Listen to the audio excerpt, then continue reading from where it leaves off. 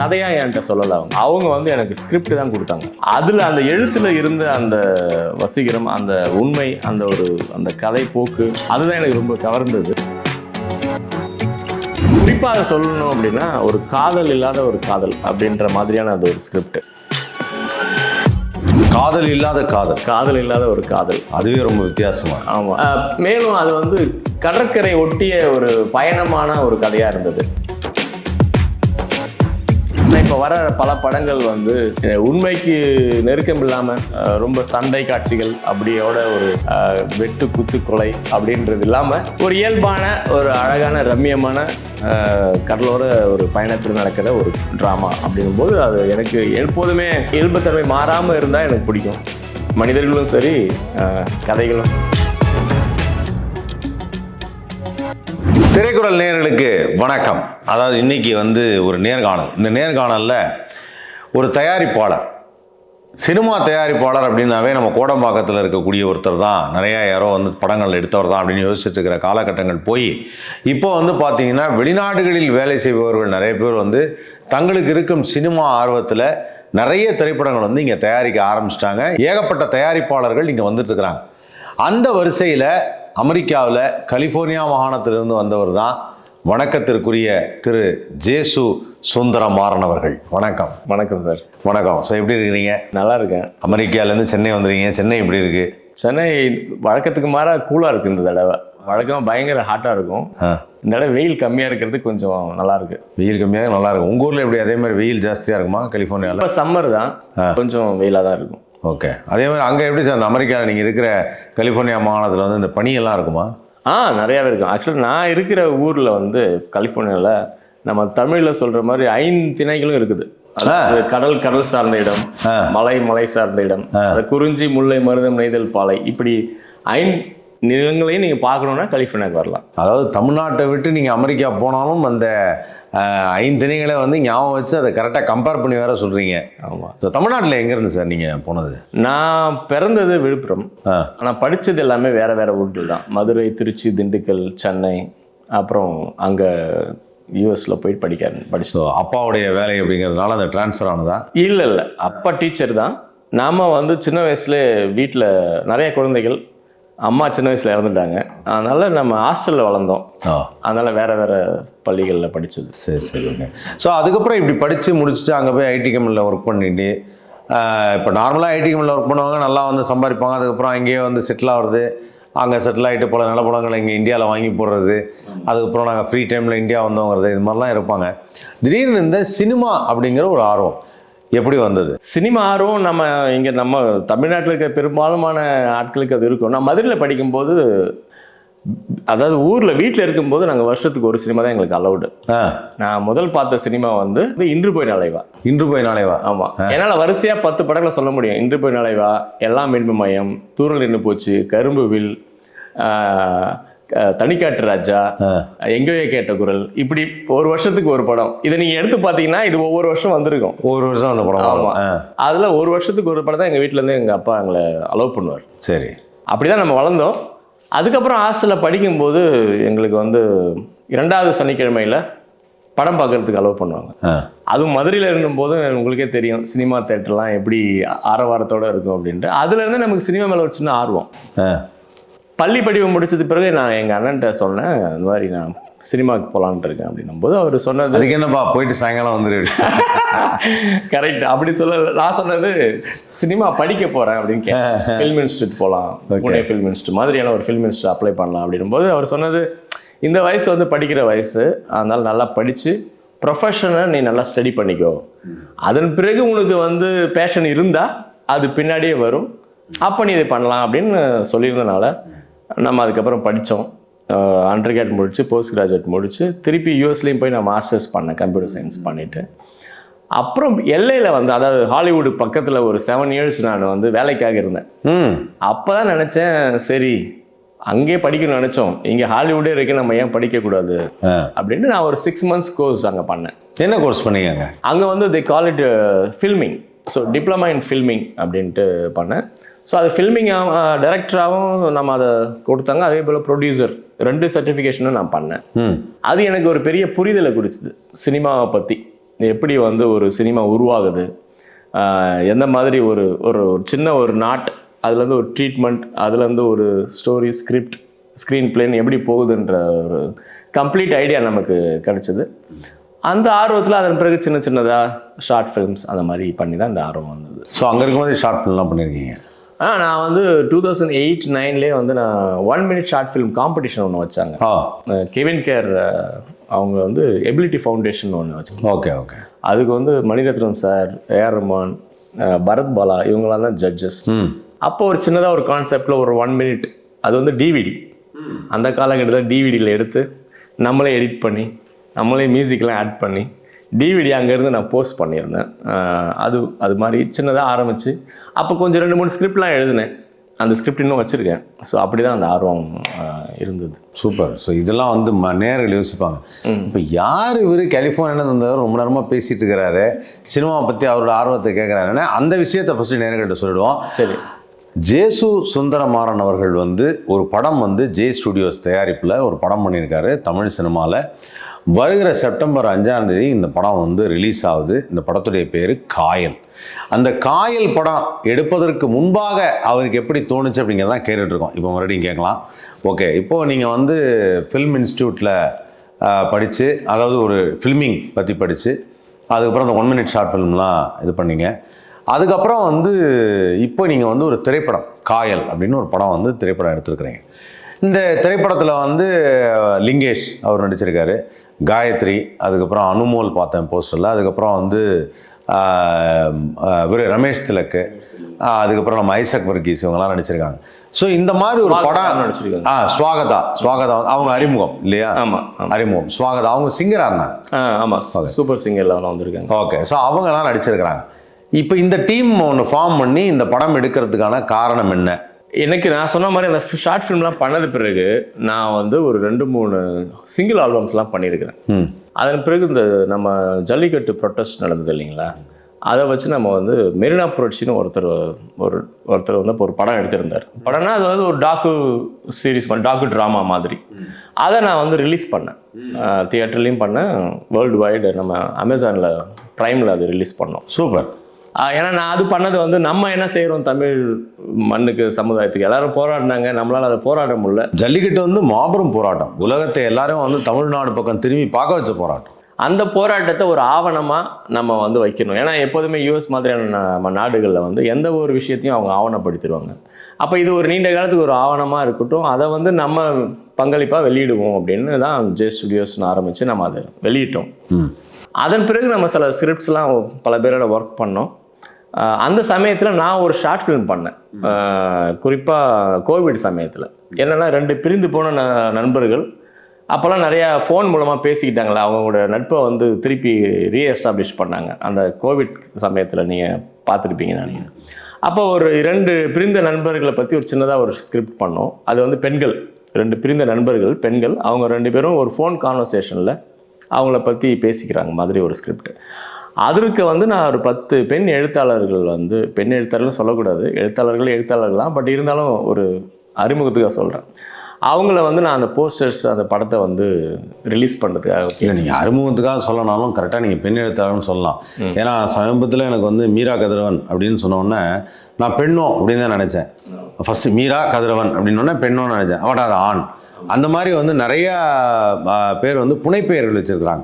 ஆனால் ஸ்பெசிஃபை பண்ணி சொல்கிறீங்க, தவறு இல்லை. அவங்களும் இந்த ஃபீல்டில் ரொம்ப அருமையான ஒரு எழுத்தாளர்லாம் வந்துட்டு இருக்கிறாங்க. கரெக்ட். சுஜாதா அப்படின்னும் போது நம்ம ஆரம்பத்தில் நினைச்சோம். ஆமாம். ஸோ அவங்க நான் கேட்டேன். அதில் எழுத்தாளர் தமயந்தி ஒருத்தவங்க, அவங்களும் வந்து சரி நான் பண்ணுறேன் தோழர் அப்படின்னு சொன்னாங்க. ஏன்னா என்ன அவங்களுக்கு முன்பின் அறிமுகம் இல்லை, ஆனால் அந்த உதவி அவங்க செஞ்சாங்க.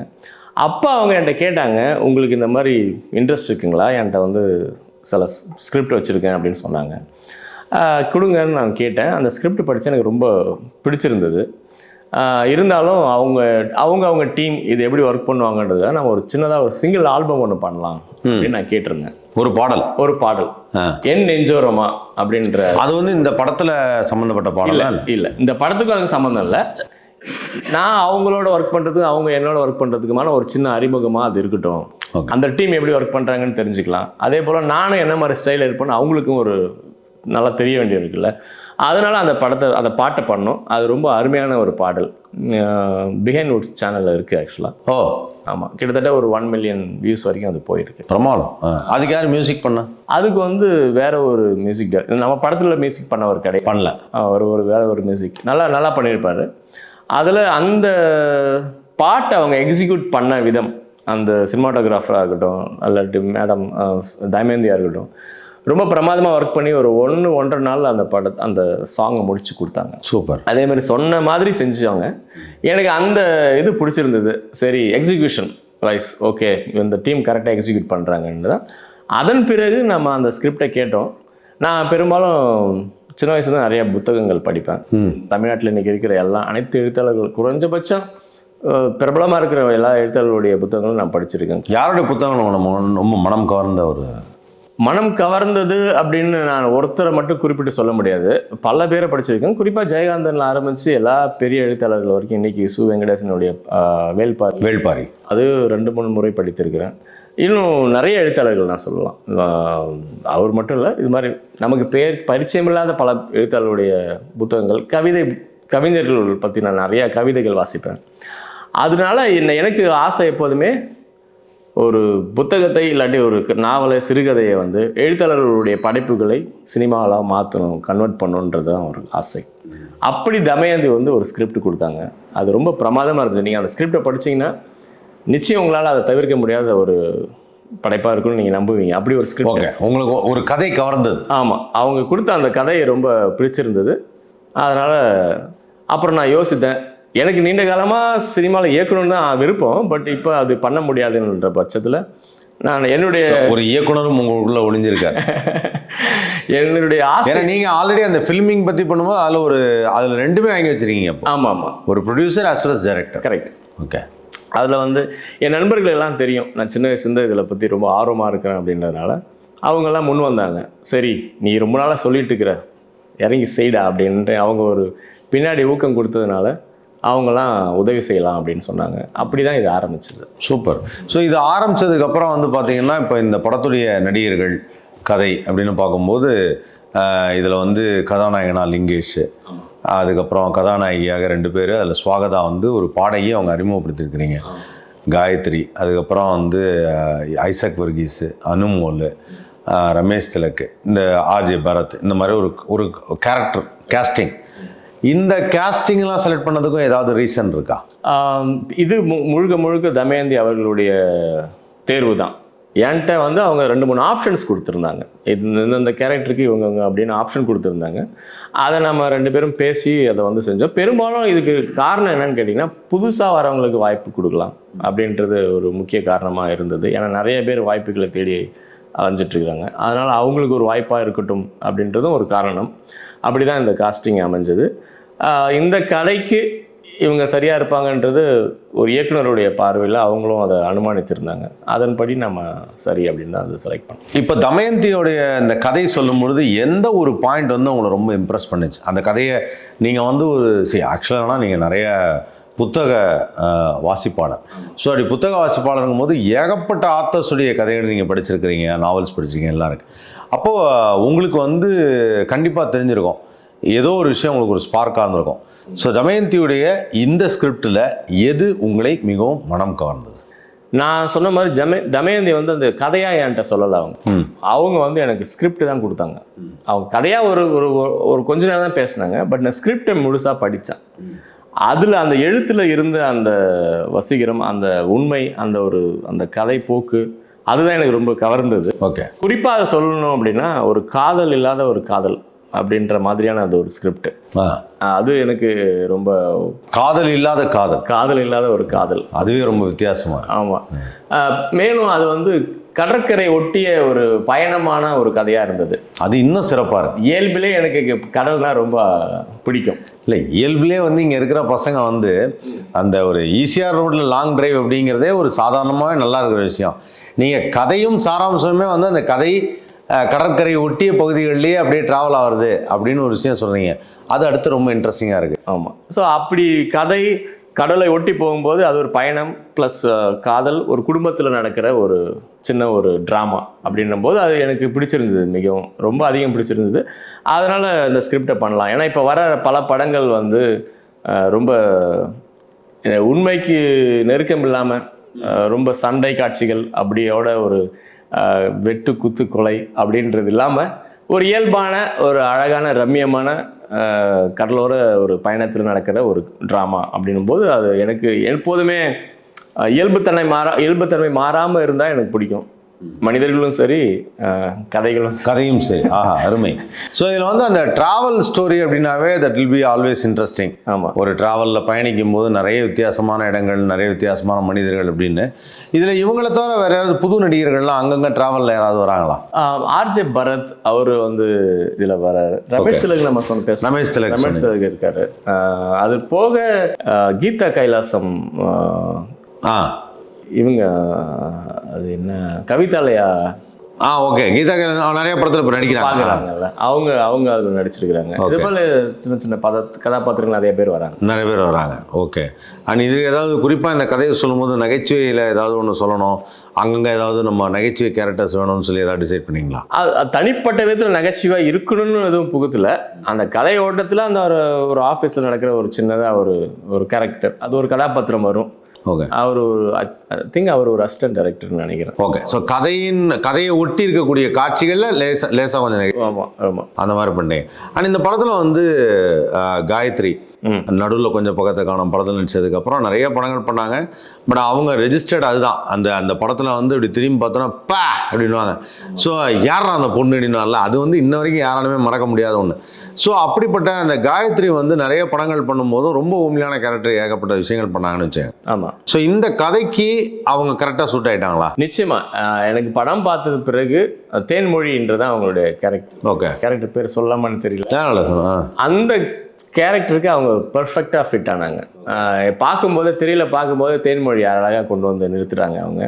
அவங்களுடைய சிரிப்பு, அவங்களுக்கும் அவங்க அப்பாவுக்குமான அந்த ஒரு உறவு, அம்மாவுக்கும் அவங்களுக்குமான ஒரு உறவு, அதேமாதிரி காதலனோட அப்படின்றதெல்லாம் ரொம்ப பிரமாதமாக பண்ணி எனக்கு ரொம்ப பிடிச்சிருந்தது.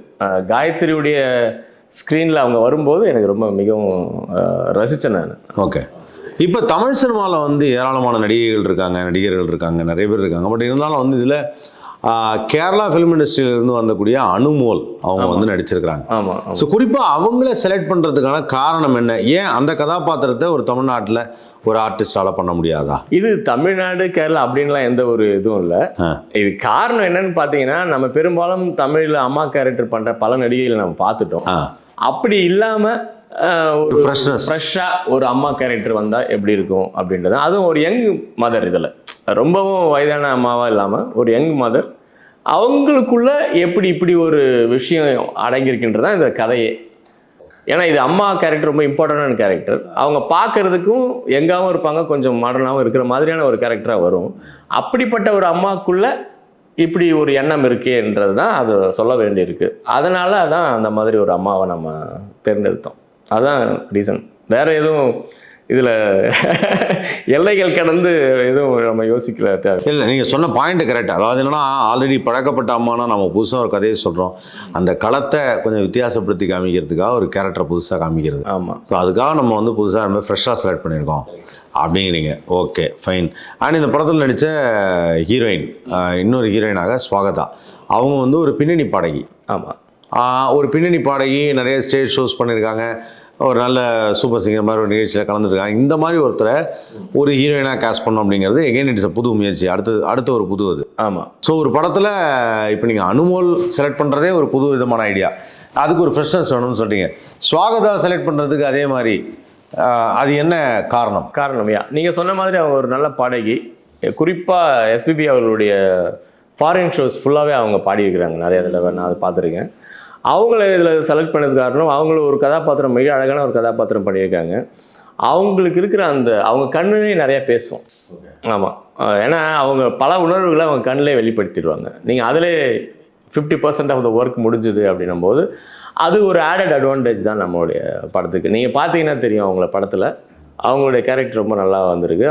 நான் சொன்ன மாதிரி அவங்க கண்களாலே பாதி விஷயங்களை கடத்திடுறாங்க. அதனால தான் அவங்கள இயக்குனர் தேர்ந்தெடுத்தாங்க. நானும் பார்த்தேன், அது சரியாக இருந்ததுன்னு நான் சரி ஓகே அப்படின்னு. ரமேஷ் திலக் என்ன மாதிரியான கதாபாத்திரத்தில் வர்றாரு? ரமேஷ் திலக் இதில் வந்து ஒரு சைக்காட்ரிஸ்டாக வர்றாரு. அவருக்கு ரொம்ப சரியாக பொருந்தி போயிருக்கு அந்த கதாபாத்திரம். ஓகே. அதாவது இந்த படம் வந்தது பிறகு மீண்டும் ரமேஷ் திலகருடைய கதாபாத்திரம் பேசப்படும். ஓகே. அந்த மாதிரியான ஒரு கதாபாத்திரம். அவர் சொல்லவே வேணாம், சூப்பராக பண்ணியிருக்காரு. நல்ல ஒரு ஸ்க்ரீன் பர்சன்ஸ். அந்த டிராவலில் ஃபுல்லாகவே இருக்காரு அவர். பெரும்பான்மையான பகுதியில் குறிப்பாக செகண்ட் ஹாஃப் ஃபுல்லாகவே அவர் வருவார். இந்த மாதிரியான கதைகளுக்கு, ஒரு நாவல் போன்ற ஒரு கதைகளுக்கு நீங்கள் சொன்ன மாதிரி வந்து தமயந்தி வந்து ஒரு ரைட்டராக இருக்க முடியும். அவங்க வந்து விஷுவலாக இந்த கதையை சொல்லும்போது எழுத்தில் கொடுத்தது அந்த திரையில் வந்ததா? இவர் ப்ரொடியூசராக உங்களுடைய பார்வை என்ன? இது ஒரு ரொம்ப ரொம்ப ரொம்ப இம்பார்ட்டண்டான ஒரு கேள்வி. ரொம்பவும் இதை எப்படி சொன்னாலும் இது எப்படிப்பட்ட விளைவில் ஏற்படுத்தி தெரியல. ஆனால் நான் சொல்கிறேன், படிக்கும்போது எப்போதுமே ஒரு சினிமா ஒரு மேஜிக். நீங்கள் பேப்பரில் இருக்கிறது ஸ்க்ரீனில் கொண்டு வந்துட்டாலே அதுவே ஒரு மிகப்பெரிய மேஜிக் தான். அதுக்காக தான் உலகத்தில் இருக்கிற எல்லா இயக்குனரும் போராடுறாங்கன்னு நான் நினைக்கிறேன். ஏன்னா அது வந்துட்டாலே கை வந்த கலை ஆகிடும்னு நினைக்கிறேன். அப்படி பார்க்கும்பொழுது நான் சொன்ன அந்த கடற்கரையோரத்து காட்சிகளை வந்து ரொம்ப பிரமாதமாக கொண்டு வந்துட்டாங்க. ஏன்னா நீங்கள் கடலை பார்க்கும்போதே தெரியும், நீங்கள் படம் பார்த்து முடிக்கும் போது கடலினுடைய அலை உங்கள் மனசில் அடிக்கிற மாதிரி தான் படம் இருக்கும். தொடர்ந்து அந்த காட்சிகள் வரும். அதிலெல்லாம் எந்த குறையும் இருக்காது படத்தை பார்க்கும்பொழுது. அவங்களே அந்த படத்தை பார்க்கும்பொழுது ஒவ்வொருத்தரும் சொல்லுவாங்க இல்லையா, நானே இன்னும் இதில் 100% பண்ணியிருக்கலாம், இதை கொண்டு வந்திருக்கலாம் ஒவ்வொரு இயக்குனரும் சொல்லுவாங்க. அந்த மாதிரி சொன்ன விஷயங்கள் தான் இருக்குமே வழியா, அதை தவிர்த்து எதுவும் எனக்கு பெருசாக அதில் அருமை. ஏன்னா அது வந்து ஒரு முக்கியமான இடம். ஒரு நாவலில் படிக்கும் பொழுது, ஒரு கதையை படிக்கும் பொழுது நமக்கு எந்த விதமான தாக்கம் ஏற்படுதோ அது திரையில் பார்க்கும் போதும் அதே தாக்கம் ஏற்பட்டால் அந்த படம் வந்து மக்கள் மனசில் ஒரு நீங்காத இடமும் ஒரு பெரிய பாதிப்பை உண்டாக்கும். அப்படி இதில் ஒரு சின்ன விஷயம் என்னென்னா, இது வந்து இந்த கதை மக்களுக்கு தெரியாது ஏற்கனவே. ஒருவேளை மக்கள் படிச்சிருந்து அவங்க போய் ஸ்க்ரீனில் பார்க்கும்போது, நாங்கள் படித்தது ஒன்று ஆனால் இதில் வந்தது ஒன்று. ஓகே.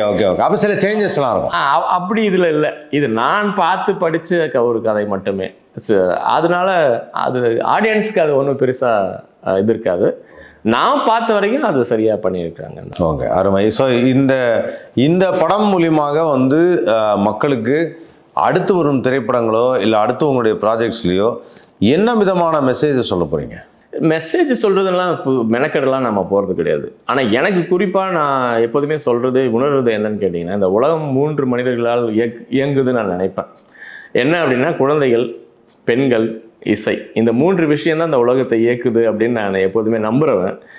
அது 3 இல்லைன்னா இந்த உலகம் எப்படி இருக்குன்னு நான் பல நேரங்களில் யோசித்தது உண்டு. குழந்தைகள், பெண்கள், இசை. ஆமாம். அப்போ என்னுடைய கதைகளில் இந்த 3ம் வெளிப்படணும்னு நான் நினைக்கிறேன். அவ்வளோதான். குழந்தைகளுக்கான திரைப்படம், பெண்களை பற்றி பெண்கள் பேசக்கூடிய ஒரு திரைப்படமாகவும், இசை ஆப்வியஸ்லி அந்த இசை வந்து உள்ளோட்டமாக அது எப்போதும் இருக்கணும் அப்படின்றது தான் இது. அதே போல் எனக்கு சமுதாயத்தில் ஒரு 3 மனிதர்கள் மேலே பெரும் மதிப்பு இருக்குது. என்னென்னா, எழுத்தாளர்கள், நான் ஏற்கனவே சொன்னது போல், சிற்பிகள் அல்லது ஓவியர்கள், இன்னொன்று இசைக்கலைஞர்கள். இவங்க 3 பேரும் நம்மையும் அறியாமல் இந்த சமுதாயத்துக்கு ஏதோ ஒரு விதத்தில் அவங்க சேஞ்ச் கொண்டு வர்றாங்க நான் நம்புகிறேன். நீங்கள் அது திரும்பி நிறைய விஷயங்களை பார்த்தீங்கன்னா தெரியும். இந்த நம்மளே அறியாமல் எப்படி இளையராஜா இசை நம்மளை பல விஷயங்கள்லேருந்து கைப்பிடித்து கூட்டு வந்திருக்கோ, அதுபோல் தான் ஓவியம், சிற்பம், எழுத்தாளர்கள். அதனால் இவர்களுடைய படைப்புகள் என்னுடைய திரைப்படங்களில் வெளிப்படணுன்றும் என்னுடைய சின்ன ஆசை இருக்குது. ஓகே. ஸோ இசை நீங்கள் சொல்லும்போது இளையராஜான்னு சொன்னோன்னே இந்த படத்துக்கு இசையமைத்த, நான் அது பேர் பார்த்தேன், அவர் ஜஸ்டின் கெனன்யா இல்லையா? ஜஸ்டின் கெனன்யாவை பற்றி சொல்லுங்கள். அவருடைய முதல் படம் அது. ஆமாம், அவருடைய முதல் படம். அவர் ஒரு எஃப்எம்ல ஒர்க் பண்ணியிருந்திருக்காரு முன்னாடி. ஓகே. தமயந்தி அவர்களோட ஒர்க் பண்ணியிருக்கிறாரு. அவங்களும் எஃப்எம்ல இருந்தாங்க. ஆமாம், தமயந்தி ரொம்ப காலமாக எஃப்எம்ல, அவங்க ரொம்ப சின்ன வயசுலேருந்து எஃப்எம்ல இருந்தவங்க. ஆமாம், அவங்க எழுத்தாளர் சின்ன வயசுலேருந்து எழுத ஆரம்பிச்சு. சரி. ஸோ அவர் வந்து இந்த படத்துக்கு ரொம்ப பிரமாதமாக பண்ணியிருக்காரு. பாடல்கள்லாம் எல்லாருக்குமே ரொம்ப பிடிச்சிருக்குன்னு சொன்னாங்க. குறிப்பாக தேன்மொழி சாங் நம்ம வெளியிட்ட போது எல்லாருமே சொன்னது ரொம்ப அழகாக இருக்குது பாடல்கள் அப்படின்ட்டு. 5 பாடல்கள் இருக்குது, ரொம்ப அழகாக பண்ணியிருக்கிறார். பின்னணி இசையெல்லாம் நம்ம ரியல் ஸ்ட்ரிங்ஸ், லைவ் ஸ்ட்ரிங்ஸ் தான் யூஸ் பண்ணியிருக்கோம். கம்ப்யூட்டர் ப்ரோக்ராம்டு இல்லை, லைவ் ஸ்ட்ரிங்ஸ்லாம் யூஸ் பண்ணி அவர் ரொம்ப நல்லா பண்ணி கொடுத்துருக்காரு. பிரமாதமாக இருக்குது பாடல்கள். ஸோ உங்களுக்கு இசை மீது அதாவது நீங்கள் சொன்ன மாதிரி வந்து இந்த உலகம் வந்து குழந்தைகள், பெண்கள், இசை அப்படிங்கிற அந்த 3 இல்லைனா எப்படி இயங்கும், எப்படி இருந்திருக்கும் அப்படின்னு சொல்லி எனக்கு நினச்சி கூட பார்க்க முடியல. நீங்கள் அப்போ நீங்கள் எதிர்பார்த்த இசை இந்த திரைப்படத்தில் வந்திருக்கு? நிச்சயமாக வந்திருக்கு, நிச்சயமாக பாடல் வழியாக 100% வந்திருக்கு நான் சொல்லிவிடுவேன். பேக்ரவுண்ட் ஸ்கோருமே நான் சொன்ன மாதிரி லைவ் ஸ்ட்ரிங்ஸ்லாம் யூஸ் பண்ணியிருக்கிறதுனால, குறிப்பாக ஒரு பாரதியார் பாடல் ஒன்று இருக்குது. எனக்கு பாரதியார் பாடல்கள்னால் ரொம்ப விருப்பம். அதனால் அந்த ஒரு பாடல் நம்ம கடைசியாக தான் அதை சேர்த்தோம்.